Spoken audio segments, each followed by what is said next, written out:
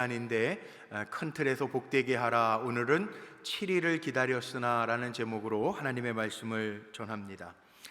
사람의 행동은 습관인 것 같고 단순한 행동인 것 같지만 자세히 보면 뜻이 있는 행동들이 있습니다. 그것을 우리는 철학이라고 이야기하죠. 오늘 어린이 주일을 맞이하는데 오늘 어린이 주일 맞이해서 우리 시훈이도 축복했지만 제가 늘 성경 공부를 하거나 신방 가서 우리 젊은 부모들에게 부탁하는 것이 하나 있습니다. 제 목회 철학이기도 한데 부모에게는 뭐가 있냐 하면 축복의 특권이 있습니다. 제 목회 철학이에요. 그래서 저도 아들 하나를 기르면서 지금은 뭐 장성해서 30살이 되었지만 제 목회 철학 가운데 하나가 부모님들이 가지고 있는 하나님께서 주신 축복권을 잘 사용하라는 거예요. 축복받은 아이가 복을 받기 때문에 그래요. 아멘이십니까? 자녀들이 다 컸어도 부모님들에게는요 축복권이 있어요. 우리 할머니 할아버지들에게도 축복권이 있어요. 야곱이 에브라임과 므낫세를 축복하잖아요.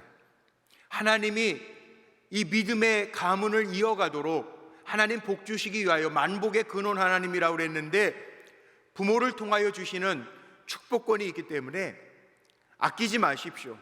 우리 어린이 주일이기 때문이 아니라 저는 우리 성도님들의 가정에 하늘의 복이 차고 넘치기를 먼저 축원하고 축복합니다.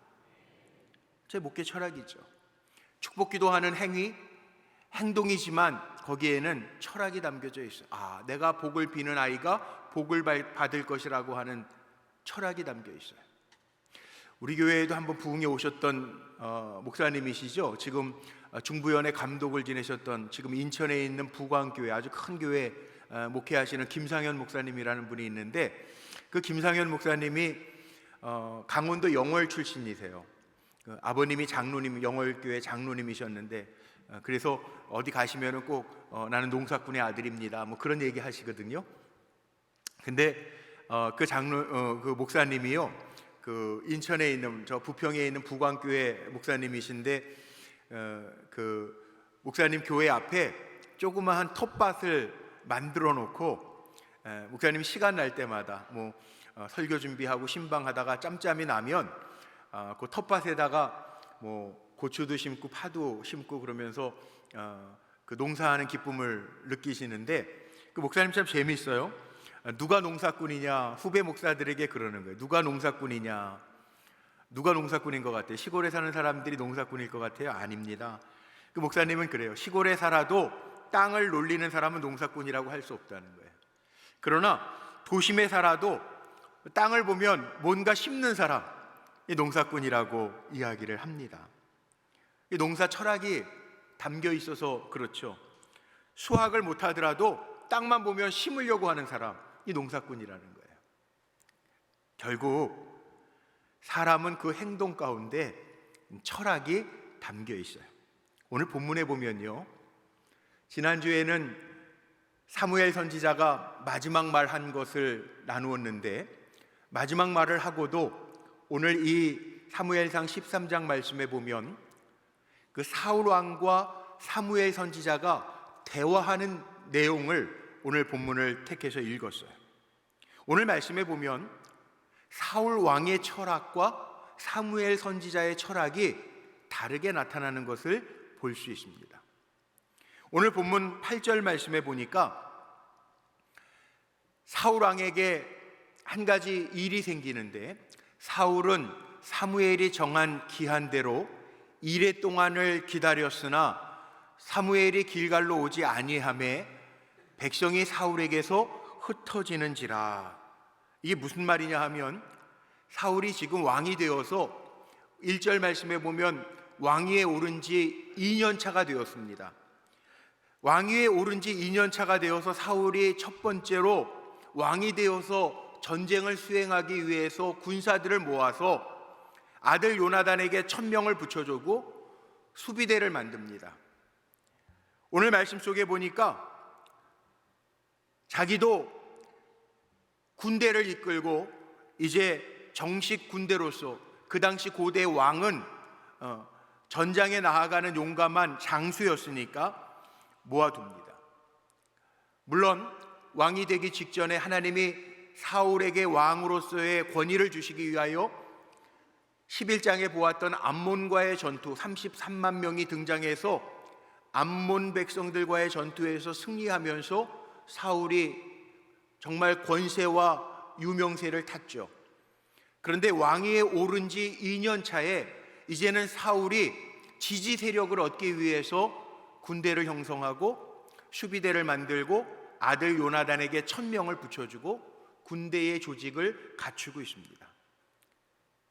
전쟁에 나아가서 전쟁을 수행해야 되는데 오늘 본문 말씀에 보니까 전쟁을 나가기 위해서 사무엘 선지자가 와서 번제를 드리고 하나님 앞에 예배하고 이 전쟁에 하나님이 함께 하실 것이다 라고 하는 것을 선언하고 전쟁에 나가야 되는데 이래를 기다렸으나 사무엘이 오지 않으니까 사울이 왕으로서 초조한 마음에 자기가 번제를 드리고 나아가려고 하는 그 상황이에요. 그런데 사울이 이 마음을 갖게 된 데에는 오늘 읽지 않았지만 앞에 6절과 7절 말씀에 보면 사울이 불러 모았던 군사들이 6절 7절에 이렇게 표현되어 있어요.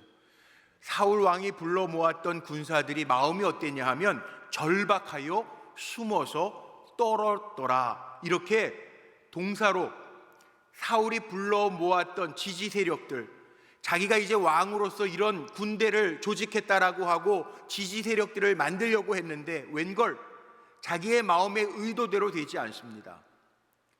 모아두었던 군사들은 절박한 상황이고 숨었고 떨었다라고 하는 표현이 나옵니다. 이미 11장에 암몬과의 전쟁에서 33만, 이스라엘의 30만과 유다 사람들 3만 명, 33만 명의 군대가 모아지고 암몬과 힘있게 싸워서 이겼던 것과는 전혀 다른 양상이 보여집니다. 자, 문제는 뭐냐 하면 사무엘상 10장 8절 말씀에 사무엘이요 이미 사울에게 이렇게 명령했던 적이 있어요. 지나갔던 말씀이에요. 사무엘상 10장 8절 말씀에 보면 이런 말씀이 있습니다. 너는 나보다 앞서 길갈로 내려가라. 내가 내게로 가서 번제와 화목제를 드리리니 내가 내게 가서 내가 행할 것을 가르칠 때까지 7일 이래 동안 기다리라. 여기에 질문이 생깁니다. 이미 사무엘이 사울에게 명령한 것이 있어요. 7일 동안 기다려라. 그리고 번제와 화목제를 마지막 사사였던 사무엘이 하나님께 제사를 드리고 그리고 하나님의 임재하심 속에 전쟁에 나가라 그랬는데 사울은 인간적으로 내가 이제 왕이 되었으니까 군대를 조직해서 동쪽에서는 암몬이 괴롭혔고 서쪽에서는 블레셋이라고 하는 나라가 이스라엘을 괴롭혔는데 내가 저 서쪽에 있는 블레셋을 쳐서 이기리라. 그래서 명성을 얻겠다라고 하는 마음이 이 사울 왕에게 있었던 거예요. 사울이 잘못된 걸까요? 한번 생각해 보죠. 스스로 판단하고 상황이 지금 초조해지고 사람이 군대들이 흩어지면 안 되니까 기다리는 동안에 사무엘이 오지 않으니까 사울은 초조한 마음에 자기가 번제를 드리고 전쟁에 출장하려고 합니다. 근데 오늘 말씀해 보니까 참 공교롭게도 사울이 번제를 드리고 나가려고 할 때 그때 사무엘이 등장을 합니다. 그리고 두 사람의 대화가 시작이 되는 거예요. 오늘 11절에 보세요. 사무엘이 사울에게 이렇게 얘기합니다. 왕이 행하신 것이 무엇이냐 하니 사울이 이르되 백성은 내게서 흩어지고 당신은 정한 날에 오지 아니하고 블레셋 사람은 믹마스에 모였음을 내가 보았으므로 사울 왕이 본 것이 있다는 거예요. 백성이 흩어지는 걸 보았고 당신은 정한 이래가 되었는데도 오지 않았고 블레셋 군사들은 여기 오늘 말씀해 보니까 많이 모였죠. 이스라엘하고 싸우려고 병거가 3만 명, 또 군사들이 6천 명. 이 블레셋 군사들이 믹마스에 모여 진치고 있음을 내가 눈으로 보았다는 거예요. 자신이 판단한 이유를 분명하게 합당한 이유를 대서 지금 변명하고 있어요. 그런데 이 사울 왕의 이야기를 들으면서 사무엘 선지자가 하는 말이 13절에 나오는데요, 전혀 다른 말을 사무엘 선지자가 하고 있습니다. 사무엘이 이렇게 얘기합니다. 사무엘이 사울에게 이르되 왕이 망령되이 행하였도다. 왕이 왕의 하나님 여호와께서 왕에게 명하신 명령을 지키지 아니하였도다. 그리하였더라면 여호와께서 이스라엘 위에 왕의 나라를 영영히 세우셨을 것이오늘. 이렇게 말해요. 두 사람의 대화가 지금 핀트가 달라요. 사무엘은 말씀과 순종에 대한 이야기를 하고 있고, 사울 왕은 상황과 자기의 선택에 대한 변명, 이야기를 하고 있습니다. 같은 상황을 놓고도 사무엘 선지자의 이야기와 사울 왕의 이야기가 지금 전혀 다르고 있어요. 보세요. 사울 왕이 변명하는 것은 이미 엘리 제사장 시대에 홈리와 비느하스가 또 많은 군대들이 전쟁에 나갈 때, 블레셋과의 싸움에서 전쟁에 나갈 때 하나님의 법궤만 가지고 나가면 이길 거라고 생각해요. 그리고 나갔다가 패합니다. 기억나세요? 제가 가짜 언약궤에 대한 말씀을 드린 적이 있는데, 오늘 사울왕의 모습이 그거라는 거예요. 누가 제사를 집례하든지 제사를 집례하고 나가면 내가 지금 백성을 모아서, 군사들을 모아서 블레셋과 전쟁해야 되는데, 누가 제사를 지내든지 내 마음이 초조하니까 내가 제사를 집례하고 나가면 사무엘도 정해진 기간 동안에 오지도 않고, 백성들은 지금 두려워 떨면서 흩어지고 있는 상황이고, 그러니까 내가 집례하고 내가 출정하면 이길 거라고 하는 생각. 그래서 내가 이 상황 속에서 최선의 선택을 했습니다. 그리고 사울왕은 주장하는 거고, 사무엘 선지자는 왕이 망령되게 행했도다. 이 왕이 해야 할 일이 아니라는 거예요.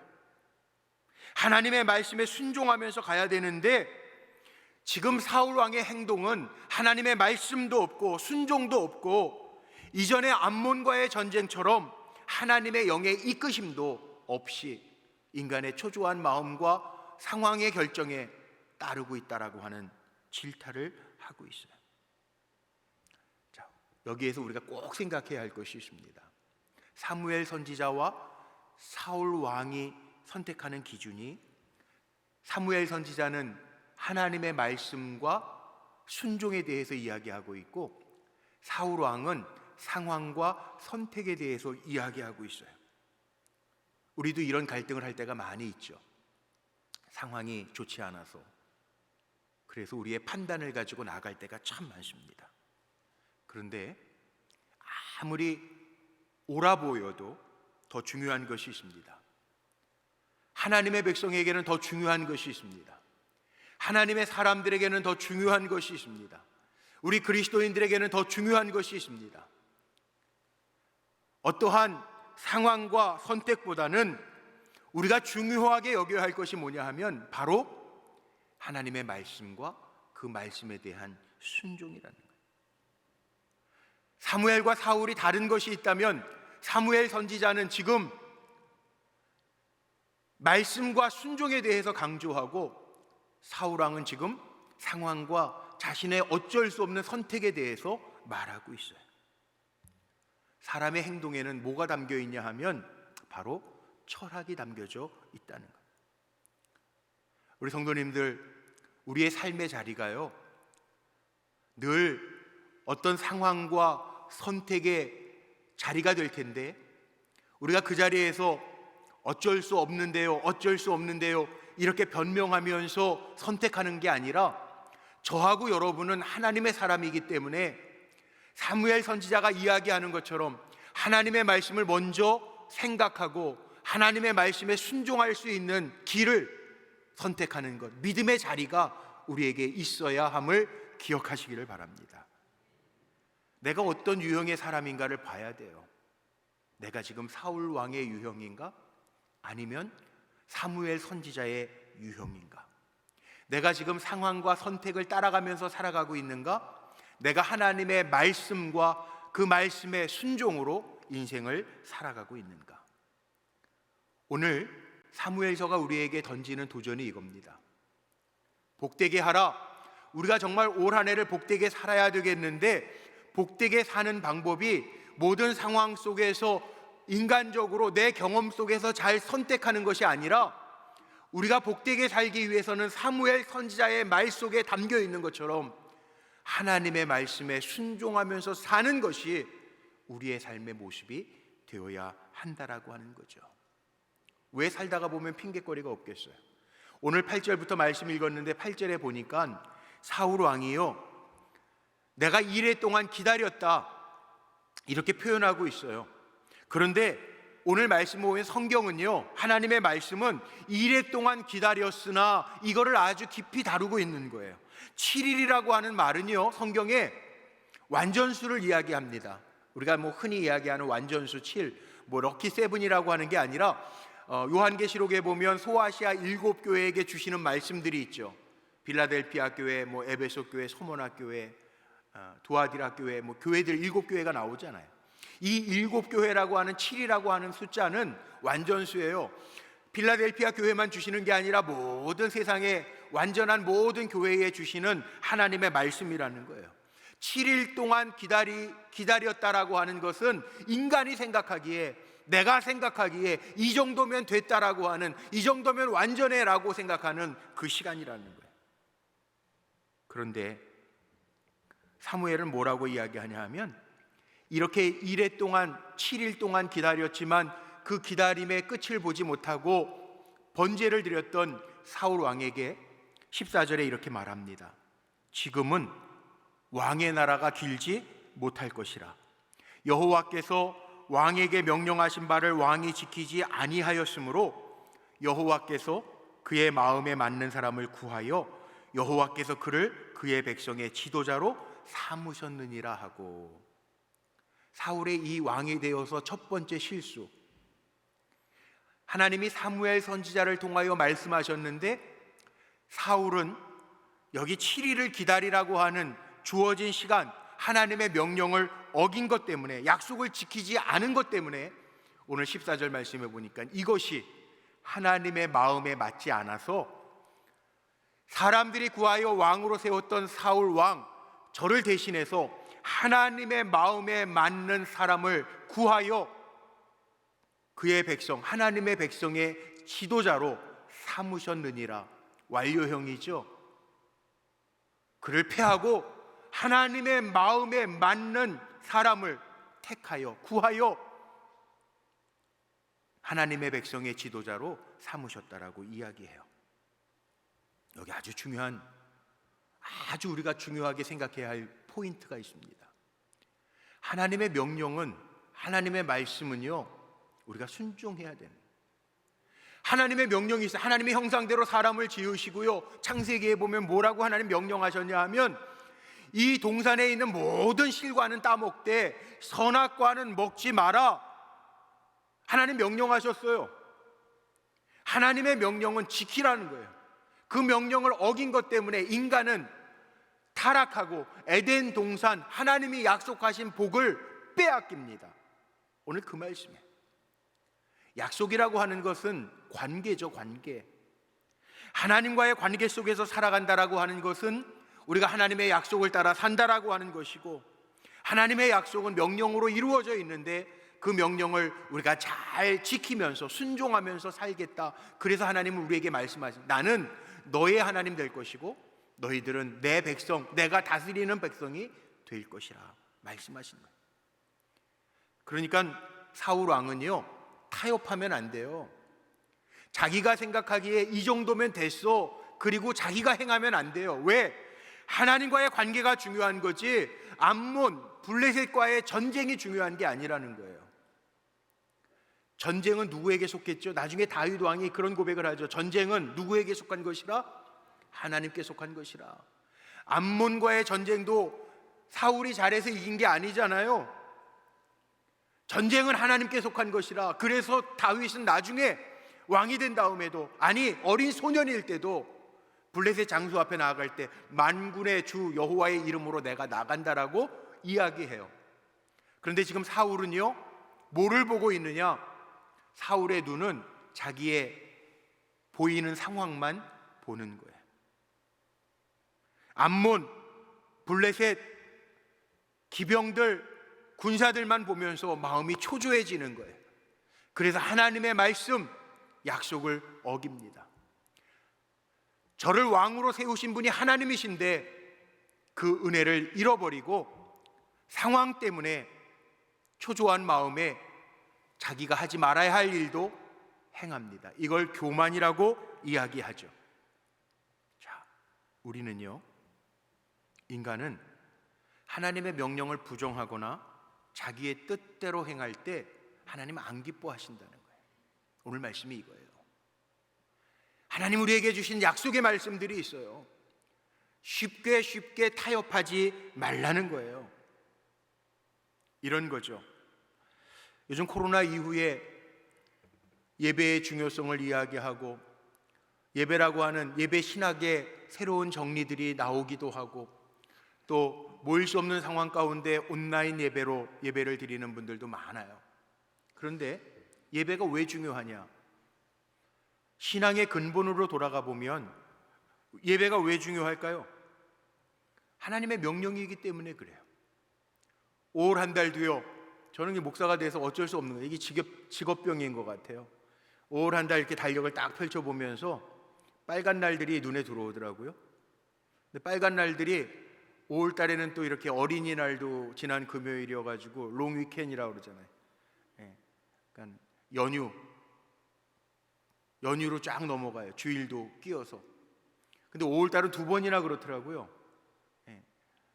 또 5월 27일이 석탄일이라고 하는데 요즘에는 또 이렇게 쉬는 날, 빨간 날이 걸리면 요즘 복지적인 부분이나 또 인간의 쉼, 안식에 대한 부분이 많이 대두가 되니까 대체 공휴일, 그래가지고 원래 쉬는 날 공휴일이 걸리면 월요일까지 이어서 쭉 롱 위켄이 돼요. 긴 주말이 돼요. 문제는 뭐냐 하면 믿음 있는 사람들은 잠시 고민하죠. 아, 이거 주일이 끼네, 어떻게 할까? 근데 대부분 요즘 세대는 어떻게 지내냐 하면 다 공휴일인데 그리고 소홀해요. 중요한 게 있습니다. 예배 신학이라는 게 있어요. 하나님은요, 사람을 지어놓으시고 뭐라고 명령하셨냐 하면 내가 거룩한 것처럼 너희도 거룩해야 하느니라 말씀하셨어요. 내 백성은, 내가 택한 백성은 다르게 살아야 된다라고 이야기해요. 유월절 사건을 보여주시면서 출애굽기 12장에 보면 내 백성, 하나님이 이스라엘 백성과 계약을 맺으시면서 내 백성은 내 형상대로 지음받고 내 백성은 거룩해라, 내가 거룩한 것처럼 너희도 거룩해라, 그렇게 말씀하시고 레위기 11장 45절, 레위기 19장 25절, 레위기 26장에도 보면 하나님 계속 반복해서 하나님의 백성들에게 거룩하라 말씀하세요. 그런데 그 거룩함을 어떻게 이룰 수 있을까? 하나님이 이스라엘 백성을 출애굽시키시고 나셨어요. 출애굽기 마지막 부분에 보면 38장 이하의 말씀, 40장에서 출애굽기가 끝나는데 출애굽기 말씀에 보면 성막을 하나님이 모세에게 명하셔서 아론 그 자손들에게 명하셔서 성막을 완성하십니다. 출애굽기 마지막에 보면 성막을 완성하시고 나서 그 성전에서 예배 드릴 수 있도록 레위기 1장부터는 제사법에 대한 이야기가 나옵니다. 번제를 이렇게 드려라, 공동체 리더가 죄를 범하거든 흠없는 순양을 잡아다가 핏부림의 제사를 드려라 명령하십니다. 왜? 성막을 지으시고 하나님의 임재를 상징하는 성막에서 하나님 앞에 이렇게 예배를 드리라고 이야기하냐면 우리 인간이 내가 거룩한 것처럼 너희도 거룩해라, 우리 인간이 거룩해질 수 있는 방법은 예배밖에 없기 때문에 그래요. 오늘 우리 찬양 들으신 것처럼 우리는 연약하지만, 우리가 연약함을 입고 내 모습 이대로 왔지만 오늘 이 예배를 통하여 하나님의 말씀이 주어지고 우리 안에 새로운 각오와 순종의 결단이 일어날 때 우리가 완전한 것이 아니라 하나님의 능력과 사랑과 말씀으로 우리를 거룩하게 빚어주시는 줄로 믿으시기를 바랍니다. 이게 거룩이에요. 그런데 이게 그래서 하나님이 우리에게 예배드리라고 명령하셨는데 무너지지 말아야 할 것들이 무너지고 있죠. 상황 때문에. 우리가 과연 하나님의 백성으로 불리울 수 있을까? 하나님의 백성이라고 하는 말 속에는 너와 내가 언약 백성, 약속을 맺어서 내가 너의 주인 될 것이고 너는 내가 다스릴 거다. 전쟁도 하나님 앞에 속한 거니까 내 말씀에 순종하면서 살면 하나님이 책임져 줄 거라고 하는 하나님의 뜻과 마음이 담겨져 있는데, 그렇다면 사울에게 주어진 약속은요, 단순한 게 아니라는 거예요.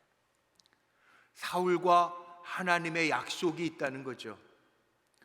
사람들이 원해서 이스라엘의 왕으로 사울 왕이 세워졌지만 진짜 왕은 하나님이시고 사울은 하나님의 말씀과 약속을 따라 순종하는 종이라고 하는 것을 기억해야 되는데, 사울은요 지금 뭘 봅니까?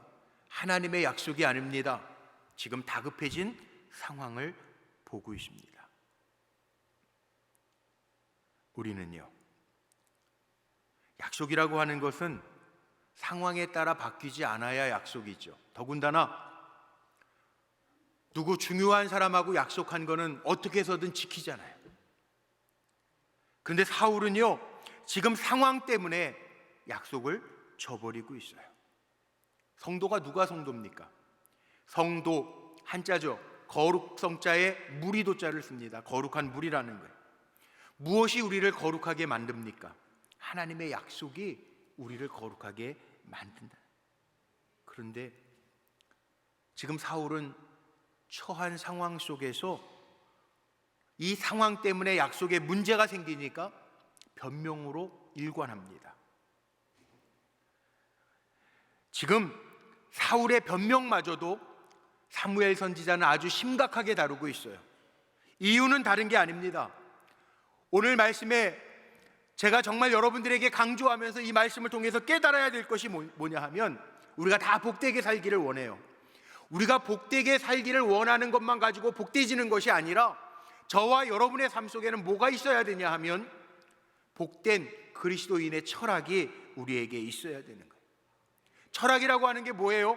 사람들이 살아가면서 자신이 세상을 이해하는 관점을 우리는 철학이라고 이야기합니다. 그런데 우리는 단순히 내가 세상을 이해하는 관점에 가진 세상 사람들이 아니라 하나님께서 우리를 불러주시고 하나님의 백성을 삼아 주셨기 때문에 우리가 가져야 될 철학은 일반적인 세상을 보는, 일반적으로 세상을 이해하는 관점이 아니라 우리는 하나님의 약속의 말씀을 붙들고 세상을 바라보는 그리스도인의 철학이 우리에게 있어야 되는 거죠.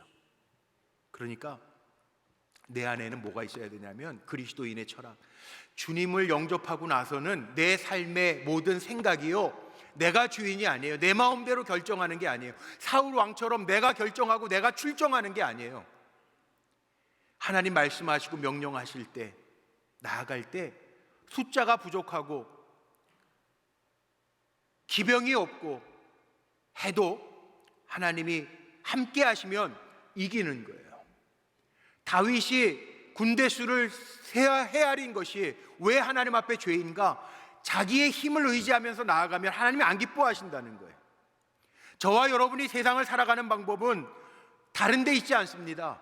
나는 종입니다, 하나님의 주인이십니다 라는 그리스도인의 철학을 가지고 나아갈 때 주인이 하라고 하는 대로 행하면, 순종하면 주인 되신 하나님이 나를 대신하여 싸우시고 이기실 줄로 믿습니다.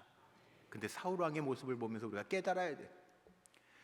사울 왕은요, 은혜 입은 사람이잖아요.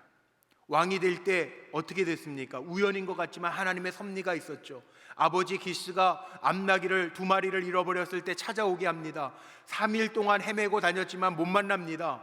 그런데 그 못 만나는 것 때문에 하나님께서 예정하신 대로 사무엘 선지자를 만나게 하시고 12,000명 각 지파별로 1,000명씩 앞에 나와서 제비를 뽑았는데 그 가운데 사울이 뽑혀서 왕이 됩니다. 그리고 사무엘이 예언한 대로 베델로 향하여 가다가 거기에서 선지자들을 만나고 떡 2덩어리를 받습니다. 이미 하나님의 임재를 경험했던 사울이 하나님을 경험했기 때문에 저의 삶이 변하고 저의 삶이 철학도 바뀌어서 사람들이 추대한 것 같지만 하나님이 세우신 왕으로서 하나님 앞에 묻고 하나님의 명령을 따라 살아야 되는데, 사울 왕은 상황만 보고 내가 판단하기에 이렇게 내가 번제를 드리고 나아가면 될 거라고 하는 그런 판단을 사울이 하고 있어요. 우리는요, 우리도 눈에 보이는 것 보면서 얼마나 잘못된 판단을 하고 살 때가 많습니까? 신앙생활은요, 눈에 달렸어요. 보세요. 상황은 여러 가지 상황을 우리 인생을 살면서 만날 겁니다. 좋은 상황도 있고 나쁜 상황도 있을 거예요. 그런데 신앙은요, 우리의 눈, 보이지 아니하지만 뭘 보느냐에 따라서 달라지게 되어 있어요. 요셉 보세요. 요셉은 종살이 하면서 그 젊은 나이에 이길 수 없는 유혹을 받습니다. 근데 요셉의 눈은요, 보이지 아니하지만 하나님을 의식해요. 보이지 않는 하나님을 본단 말이에요. 믿음은 뭐냐 하면 보이지 않는 것들의 증거라는 거예요. 그래서 요셉은 내가 어떻게 하나님 앞에서 득죄하겠느냐라는 마음을 가지고 이겨요. 다윗이 범죄할 때 다윗의 눈을 보십시오. 다윗의 눈은 어디에 집중하고 있죠? 아리따운 여인이 목욕하는 것을 봅니다. 무엇을 보느냐에 따라서 다르게 나타나요. 사울은 지금 믹바스에 진치고 있는 블레셋 군사를 보면서 초조해지고 자기 마음대로 하나님의 임재도 없고 말씀도 없이 전장으로 나아가요. 상황에 꽂혀 있어요. 만약에 이런 실수를 했다면 사무엘이 찾아왔을 때 내가 실수했습니다, 잘못됐습니다, 아마 사무엘이 기대했던 사울 왕의 고백은 이것이었을 텐데, 오늘 말씀에 보면 사울은 변명해요. 블레셋 군사들은 믹마스에 진치고 있고 당신은 오지 않고 군사들은 지금 흩어지고 있습니다. 이렇게 변명해요. 이 변명 속에서 담겨있는 교훈이 뭘까요? 하나님은요, 하나님이 찾으시는 사람은 실수가 없는 사람을 찾으시는 게 아니에요. 많은 사람들이 실수를 범합니다. 때로는 넘어집니다. 죄를 짓기도 합니다. 그런데 하나님이 찾으시는 사람은 넘어져도 죄를 지어도 하나님을 바라보는 사람을 하나님이 찾으시는 거예요. 하나님이 찾으시는 사람의 특징은 실수를 하거나 죄를 지어도 하나님 앞에 돌이키고 회개할 줄 아는 사람을 하나님은 찾으신다는 거예요. 사울이 이걸 못하니까 사무엘에게 쓴소리를 듣죠. 책망의 소리를 듣습니다. 13절에 나와 있는 것처럼 왕이 망령되이 행하였도다. 망령되이 행했다라고 하는 것은 영적으로 잘못된 일을 행했다는 거예요. 하나님 앞에서 미련한 행동을 했다는 거예요. 그리고 이렇게 얘기합니다. 사무엘은 여호와께서 왕의 나라를 영원히 세우셨을 것을, 하나님 앞에 바로 서 있으면 보이지 아니하지만 하나님의 말씀에 순종하고 따라가면 하나님이 그 나라를 영원히 세우셨을 텐데, 당신이 그 은혜를 잃어버리고 암나귀 사건을 잃어버리고 하나님께서 예정하셨던 일들을 잃어버리고 당신 마음대로 했기 때문에 그 영원히 세울 나라를 잃어버렸다라고 하는 이야기를 하고 있어요. 그러면서 왕의 나라가 길지 못할 것이라. 지금 왕이 초창기에 지금 2년째 되던 해에 일어났다라고 오늘 1절 말씀에 기록되어져 있어요. 그리고 나서도 38년 동안을 사울 왕이 이스라엘을 왕으로서 다스려요. 근데 문제는 뭐냐 하면 길고 짧은 게 문제가 아니고 하나님께서 이미 저를 버리시고 떠나신 게 문제예요. 왕의 자세가 교만해지니까, 하나님을 보지 못하니까 하나님이 저를 버리시고 떠나시고 이제는 내 마음에 맞는 사람을 택하여 왕으로 삼으신 게 문제예요. 그렇다면 저하고 여러분이 꼭 기억하면서 살아야 할 교훈이 있어요. 우리의 마음이 어디에 있습니까? 사무엘은 분명하게 이야기합니다. 하나님의 말씀과 순종에 대해서 이야기합니다. 사울은 상황과 선택에 대한 이야기를 합니다. 우리의 삶도 마찬가지. 우리 사랑하는 성도님들이 오늘 말씀을 통해서 꼭 점검해 봐야 될 것 두 가지만 제가 말씀드리고 마치는데, 첫 번째 점검해야 될 것이 뭐냐 하면 내 삶의 모습이 사무엘 유형이냐 사울의 유형이냐, 내가 하나님의 말씀에 순종하는 사람이냐 아니면 사울처럼 상황을 보고 내 마음대로 선택하는 사람이냐 점검하십시오. 정말 복되기를 원하십니까? 하나님의 말씀과 순종의 사람이 되시기를 주의 이름으로 축복합니다. 기억해야 될 것 한 가지 더 있습니다. 우리가 정말 인생의 그리스도인으로서의 철학을 가지고 산다면 저하고 여러분하고 살아가는 방법이 뭐냐? 내가 주인이 아니에요. 보이지 않아도 하나님이 나의 주인이십니다. 고백하면서 살 때 하나님께서 복되게 하신다는 거예요. 저와 여러분이 인생의 여러 일들을 만나겠지만 주인이 내가 아닙니다. 하나님이 내려놔라, 종아 내려놔라. 그러면 아멘, 주인 말씀대로 순종하겠습니다. 이게 우리의 삶이에요. 오늘도 여러 가지 일들 때문에 마음이 복잡한 분이 있다면 먼저 점검합시다.